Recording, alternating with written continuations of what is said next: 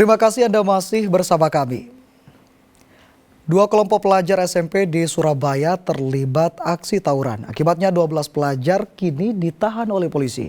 Diduga aksi tawuran dipicu masalah utang piutang. Tawuran melibatkan dua kelompok pelajar SMP terjadi di Jalan Semolowaru, Kecamatan Sukolilo, Surabaya, Selasa malam. Akibatnya beberapa pelajar menderita luka-luka dan sempat mendapatkan perawatan medis di rumah sakit. Polisi yang datang ke lokasi kejadian kemudian menangkap para pelaku tawuran. Sebanyak 12 pelajar SMP langsung dibawa ke Mapolsek Sukolilo untuk dimintai keterangan. Diduga tawuran dipicu permasalahan utang piutang.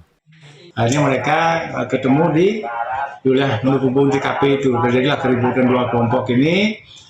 Yang awal mereka kenal ya, yang pimpin-pimpin ini kenal. Akhirnya jadi keributan. Karena ada keributan orang lain, ya warga keluar ya. Karena jumlah dari yang minta tolongnya sedikit, akhirnya warga keluar. Salah satu dari kelompok ini tertinggal, akhirnya dimasa dan kami dari Polsek segera turun ke lapangan, tidak terjadi hal yang lebih fatal untuk menyelamatkan bersangkutan untuk kita bawa ke rumah sakit. Kini 12 pelaku tawuran masih ditahan di Mapolsek Sukolilo, Surabaya guna penyelidikan lebih lanjut. Dari Surabaya, Ari Purwanto melaporkan. Kompak berkali-kali mencuri motor, dua pria saudara ipar di Jember diringkus polisi. Penangkapan salah satu pelaku berlangsung cukup dramatis. Diam. Inilah detik-detik penangkapan Wahyudi oleh petugas unit reskrim Polsek Kaliwates, Jember. Polisi sempat kesulitan sebab pria berusia 30 tahun warga desa Klungkung, Kecamatan Sukorambi, Jember ini terus berupaya meronta. Pelaku harus berurusan dengan polisi karena diduga terlibat kasus pencurian sepeda motor di area parkir Pasar Tanjung pada 10 Mei 2025 lalu. Dalam rekaman CCTV, pelaku tak beraksi seorang diri, melainkan bersama adik ipar Ahmad Fatur Rahman, usia 24 tahun. Keduanya beraksi pada malam hari dan menggasak satu motor milik seorang pedagang sayur. Jadi awalnya kami anggota Polsek Kaliwates menerima laporan dari masyarakat bahwasanya di Pasar Tanjung sering terjadi pencurian kendaraan sepeda motor. Setelah itu kami melakukan penyelidikan, di situ kami temukan CCTV, kemudian kami kembangkan, akhirnya kami menemukan yang diduga pelaku, akhirnya kami tangkap. Barang bukti yang bisa kami amankan ada 2 unit kendaraan. Dari hasil pemeriksaan terungkap bahwa dua bersaudara itu sudah lebih dari 2 kali mencuri motor di berbagai TKP di wilayah Kabupaten Jember.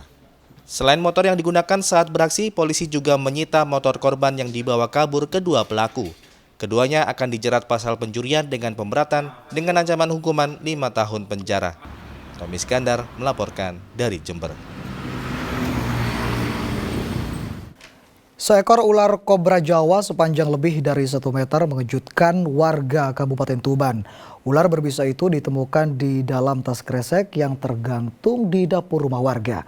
Beruntung ular berbisa itu tidak menyerang warga. Ular kobra Jawa tersebut ditemukan di dapur salah satu warga desa Bulurejo, Kecamatan Rengel, Kabupaten Tuban.